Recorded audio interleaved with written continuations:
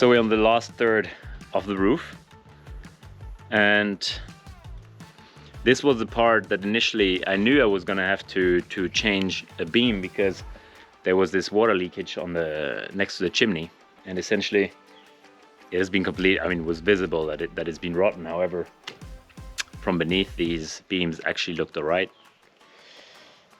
But in terms of the Woodworms have done good work of it, and yeah, I don't have enough wood. I'm gonna go and see if I get some stuff from the neighbors.